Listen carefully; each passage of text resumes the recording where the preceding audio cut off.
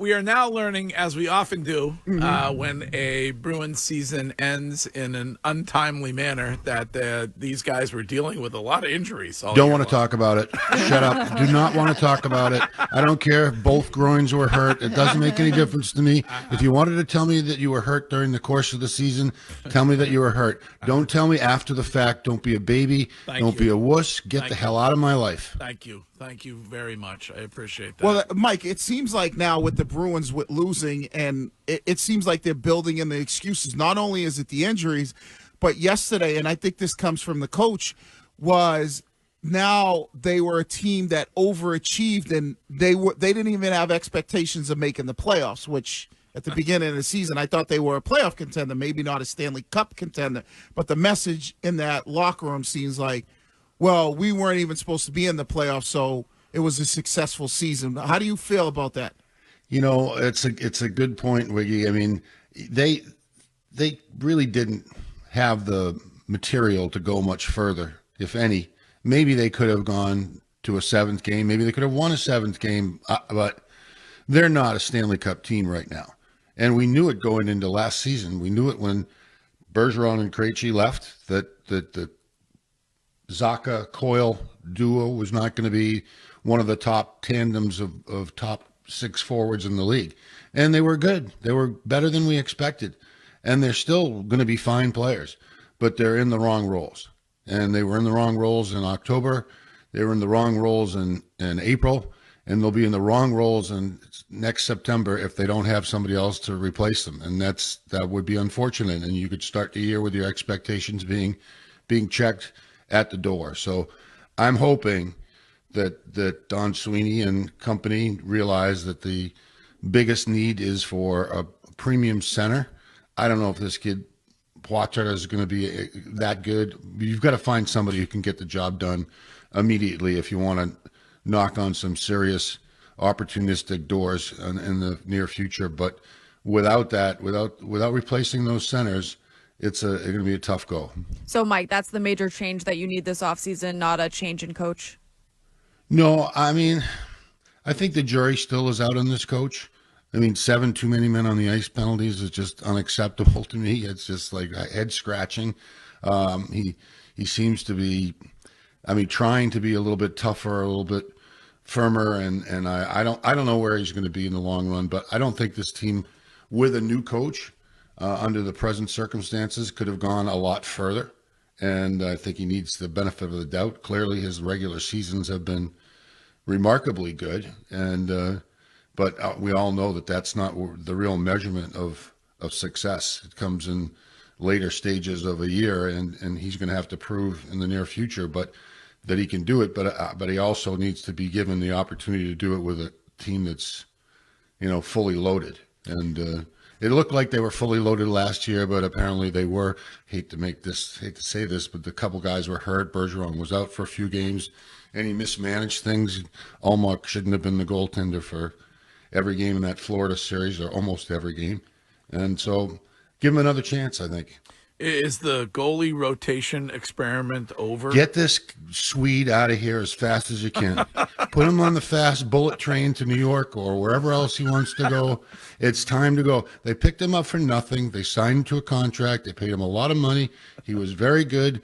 And now, I mean, I don't want any more conversations about the goaltender. Either get assets for him in terms of players, or get assets for him in terms of getting rid of the money and spend that money immediately somewhere else. You can find another goaltender to play 20, 25 games during the regular season, and then you ride Swayman in the playoffs. He's young, strong, motivated, and that's the way I think that should go. And then you lock Jeremy Swayman down for a long time. I know.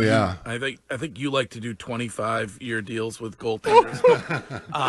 I don't know how much money they're going to have to pay, but I mean, I think they had something going in the middle of the year, and I think then he just, he said, well, let's wait and see, or they said, let's wait and see. Whoever said, let's wait and see. Well, now we're going to see. We're going to see how long they have to sign him up for, and we're going to see how much it's going to cost them, and it's going to cost them considerably, and he knows it, and he's in a pretty good spot right now. And whatever it is, get the deal done, and you're not going anywhere without him. work with me, Mike. I know this is sort of outside the box, but That's what surprising from you, Curtis. hey, I learned from the best. What do you think about trading Swayman, a guy that's at the peak No, of his value? stop. But here's this. Stop. Let Get me a finish. coffee. I Go got one back. right here. Have a little bun with your coffee. I love a bun. Stop. Think it through a little bit more seriously before you spit those words out. But what about this thought? Bob, But. goalie Bob, right? We think we should all build a statue for Mr. Asenza, right? When have the Bruins had bad goalies when he's been the coach? They're able to develop goalies unlike any other franchise in the sport, considering the amount of holes they have that they need to fill before winning another cup. Just a wild thought that maybe the way Belichick treated cornerbacks is the way the Bruins should treat goaltenders.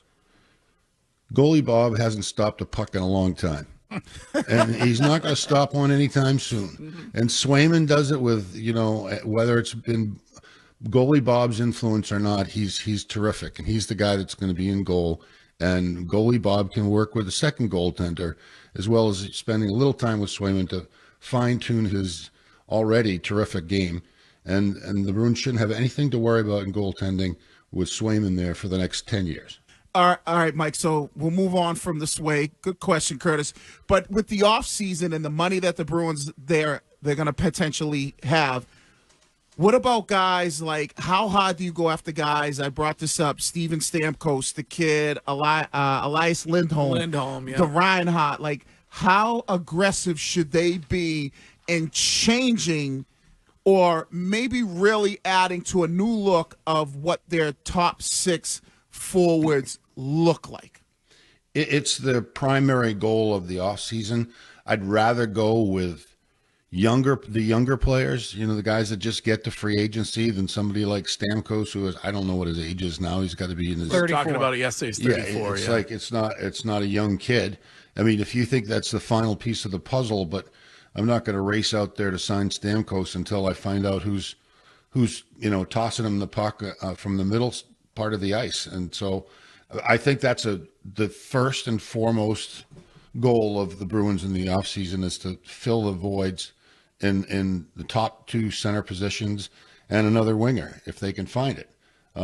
They also have other things they have to do. They have to corral McAvoy and Lindholm. I mean, those guys were not worth their money in the playoffs.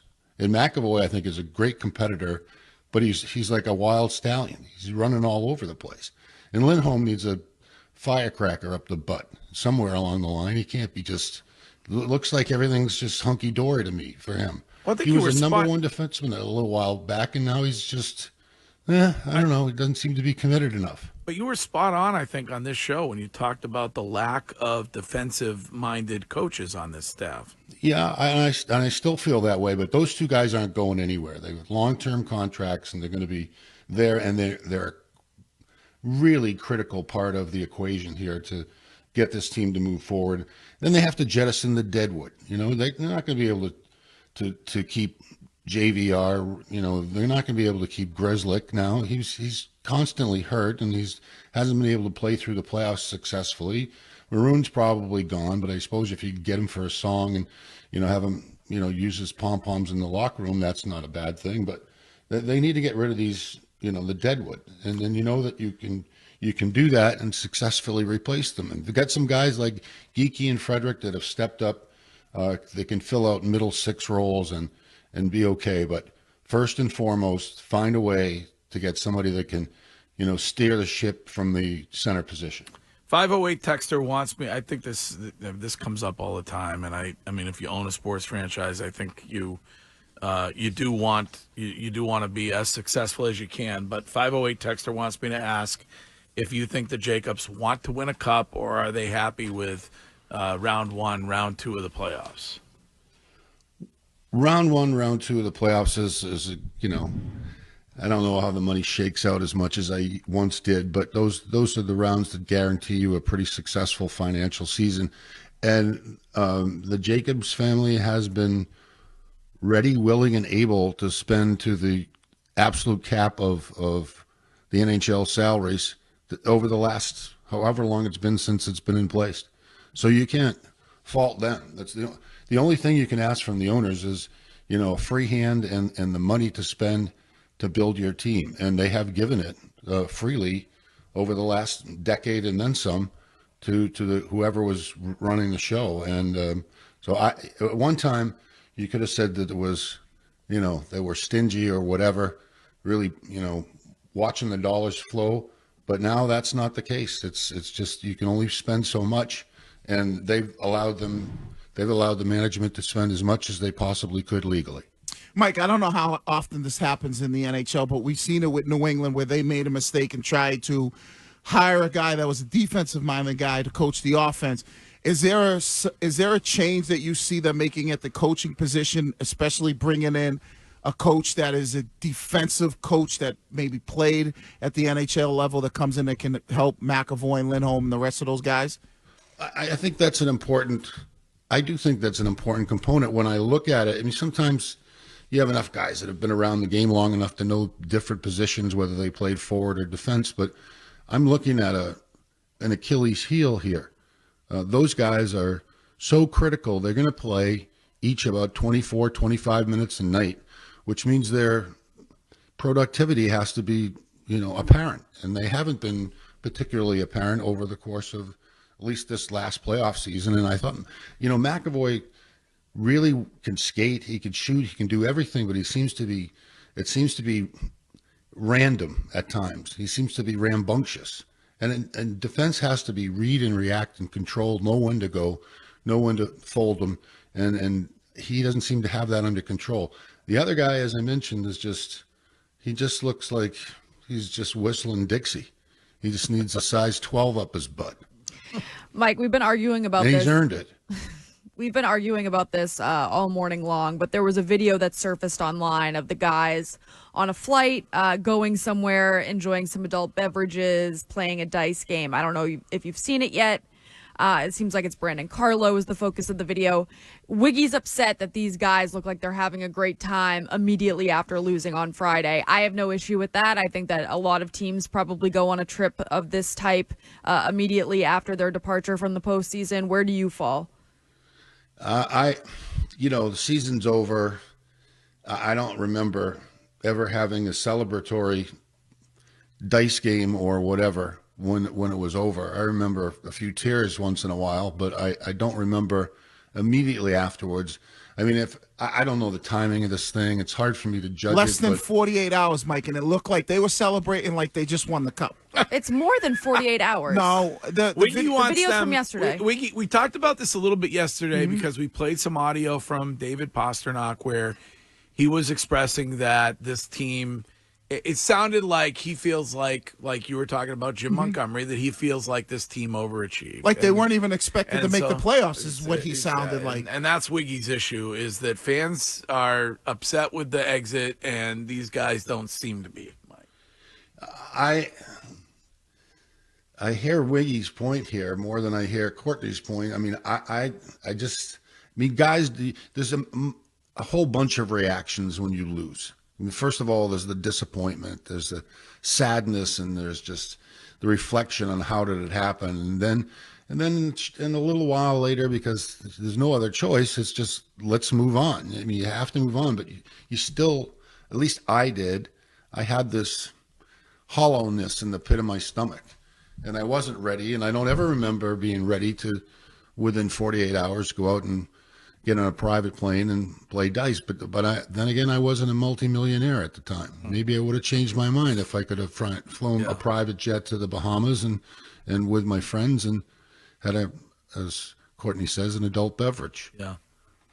But listen. I can't judge that on the surface of it. I mean, it sounds a little disturbing, but if they're all thinking that they overachieved, well, shame on you.